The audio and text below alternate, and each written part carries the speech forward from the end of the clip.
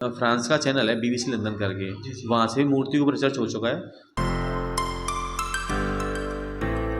नमस्कार दोस्तों, कैसे हैं आप सभी।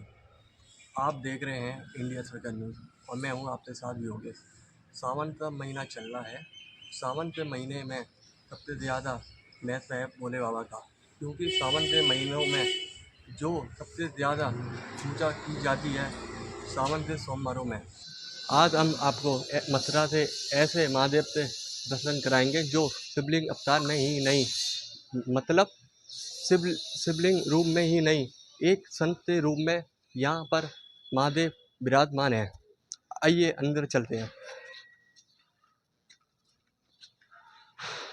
जी, हम आ चुके हैं मथुरा से ऐसे महादेव के मंदिर पर। मेरे पीछे प्रवेश द्वार है, आप देख सकते हैं।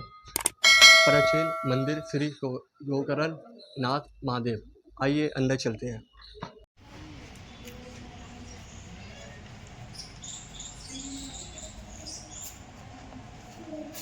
पीछे हो जाइए।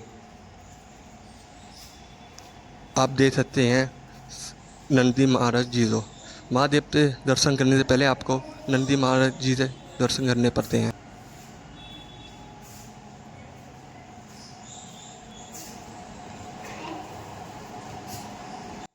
दर्शन कर रहे हैं श्री गोकर्ण महादेव के। देखिए क्या अद्भुत नज़ारा है। नमस्कार, आप देख रहे हैं इंडिया सर्कल न्यूज़। आज हम मौजूद हैं श्री गोकर्णनाथ महादेव पर और हमारे साथ मौजूद हैं सेवायत मन्नू पंडित जी। हम इनसे जानेंगे इस श्री गोकर्णनाथ महादेव की क्या कथा है और ये पूरे व्रत मंडल में सबसे अलग अलग रूप है, शिवलिंग रूप में है और ये ऐसे महादेव हैं इनकी मनुष्य रूप में या संत के रूप में विराजमान है। आइए बात करते हैं। जी पंडित जी, आपका बहुत बहुत धन्यवाद हमारे चैनल में जुड़ने के लिए। जी, मेरा नाम मन्नू पंडित है, मैं मेहनत गोकर्णनाथ महादेव से हूँ। अपने मथुरा में 4 महादेव हैं, रंगेश्वर, भूतेश्वर, पिपलेश्वर और गोकर्णेश्वर जी। गोकर्ण जी का इतिहास श्रीमद् भागवत के प्रथम अध्याय में आता है। एक ब्राह्मण थे आत्मदेव नाम के, उनकी पत्नी का नाम था धुंधली। वो सर्व संपन्न थे, बस एक ही दुख था कि उनको संतान नहीं थी। तो एक ऋषि ने उनको एक फल दिया था कि फल को खाने से आपको पुत्र की प्राप्ति हो जाएगी। तो धुंधली उस फल को खुद ना खा के अपनी गाय को खिला देती है, तो वे गाय के कान से पैदा होते हैं, तो उनका नाम रखा गोकर्ण। गोकर्ण शुरू से ही पूजा पाठ करने वाले, संतों की संगत करने वाले परम ज्ञानी हुए थे। उधर फिर धुंधली का वंश आगे कैसे बढ़े, तो धुंधली अपना बहन का बच्चा गोद ले लेती है, जिसका नाम धुंधकारी रखा। वो राक्षस प्रवृत्ति का निकल गया, शराब बरा पीना, वेश्यावृत्ति करना, तो उसकी अकाल मृत्यु हो जाती है। उसको प्रेत योनि मिलती है, उसकी आत्मा भटकती है, वो सबको परेशान करता है। तो सब लोग गोकर्ण से बोलते हैं कि आप तो इतने विद्वान हो, तो अपनी भाई की मुक्ति के लिए कुछ कीजिए। फिर 7 दिन की भागवत का आयोजन रखते हैं। एक हरा बांस गाड़ते हैं 7 गांठों वाला, उस पर धुंधकारी की आत्मा को विराजमान करते हैं। भागवत का रोज एक अध्याय पढ़ते हैं, एक गांठ रोज चटक जाती है और 7वें दिन धुंधकारी की आत्मा को मुक्ति मिल जाती है। फिर ये इस स्थान पे शिव जी की तपस्या करते हैं, तो शिव जी प्रसन्न होकर इनको वरदान देते हैं कि आप कलयुग में मेरे रूप में पूजे जाओगे। तो यहाँ शिव के रूप में विराजमान है। आपने देखा होगा प्रतिमा का एक हाथ लिंग पर है, एक हाथ हृदय पर है। ये संदेश देते हैं कि मनुष्य के अंदर 2 चीज़ चलायमान होती हैं जो मनुष्य को विचलित करती हैं, काम और क्रोध। ये दोनों को बस में करके बैठे हुए हैं। ऐसा विग्रह पूरे विश्व में अपने इंडिया भारत का पूरे विश्व में देखने को नहीं मिलेगा। आपने देखा होगा सब जगह पिंडी हैं, रंगेश्वर पे, भूतेश्वर पे, लेकिन यहाँ ये पूरा मतलब एक मनुष्य की आकृति वाला पूरा शिव जी का ध्यान मुद्रा का प्रतिमा है। और जैसे कि अपना ब्रज क्षेत्र है, मथुरा है, तो कहते हैं जो भी कोई देवालय शिवालय जो भी कुछ होता है तो वो श्री कृष्ण से जुड़े हुए होते हैं, क्योंकि मथुरा नगरी श्री कृष्ण की नगरी है। तो इसकी एक मान्यता ये भी है कि नीचे घाट था, दशामेघ घाट करके, तो वहाँ पे कंस का धोबी कंस के कपड़े धो रहा होता है, और श्री कृष्ण भगवान और बलराम दोनों गायों को कंस को मारने जा रहे होते हैं।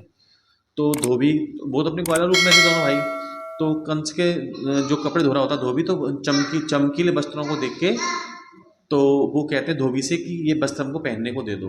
तो धोबी मना कर देता है कि हमारे मथुरा नरेश के कपड़े हम आपको नहीं देंगे। तो धोबी का वध करके जब आगे बढ़ते हैं तो उस समय ये यहाँ शिव की तपस्या में लीन थे, तो इनके सुपुर्द अपनी गायों को कर गए थे। कहते हैं हम लौट के अपनी गायों को ले लेंगे, और कंस को मारने के बाद में अपनी गायों को लेके वापस गए थे।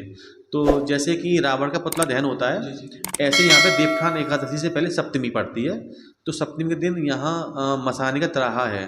पहले वो गोकर्ण त्राहा के नाम से भी था, तो मसानी का त्राहा है। यहाँ पे धोबी का पुतला बनता है और श्री कृष्ण बलराम के स्वरूप निकलते हैं और आज भी उसका वध करके यहाँ दर्शन करने के लिए आते हैं। ये परंपरा चली आ रही है। और एक मान्यता ये भी है कि जिसके संतान ना हो, क्योंकि ये गोकर्ण जी खुद ही फल की प्राप्ति से हुए थे, जिसके संतान ना हो यहाँ 16 सोमवार करे, उसको संतान की प्राप्ति होती है। और 5,500 वर्ष पुराना विग्रह है द्वापर युग से। ये तो खुद देखने से पता लग रहा होगा आपको। और पहले सब लोग कहते हैं कि रोज़ जल नहीं चढ़ता है अंदर, यहाँ जल केवल सोमवार के दिन ही चढ़ता है, या जिस दिन शिवरात्रि पड़ेगी उस दिन चढ़ेगा। और रोज़ जल बाहर पिंडी पे चढ़ता है। तो सब लोग कहते हैं कि सब मंदिरों पे, शिव मंदिरों पे जल चढ़ता है। तो यहाँ एक फ्रांस का चैनल है BBC लंदन करके, वहाँ से भी मूर्ति के ऊपर रिसर्च हो चुका है। तो उन्होंने कहा था कि आजकल सब चीज़ केमिकल की आ रही है, दूध दही कुछ भी है। आपने देखा होगा, देखो कि मैं नहीं कहना चाहूँगा, जैसे कि रंगेश्वर है, तो वहाँ पे पीतल का मुखौटा लगा हुआ है। जी जी। ठीक है ना। भूतेश्वर है, वहाँ पे ऑयल पेंट से आँख नाक सबका विग्रह बना देते हैं। ठीक है ना। यहाँ बिल्कुल ओरिजिनल प्रतिमा जो पत्थर की है वही है। तो आजकल सब चीज़ केमिकल की आ रही है। तो दूध सब लोगों ने पाउच फाड़ा, दूध चढ़ा दिया, तो मूर्ति में छेद होने लग गए धीमे धीमे। तो उन्होंने कहा आगे की पीढ़ी के लिए फिर क्या बचेगा।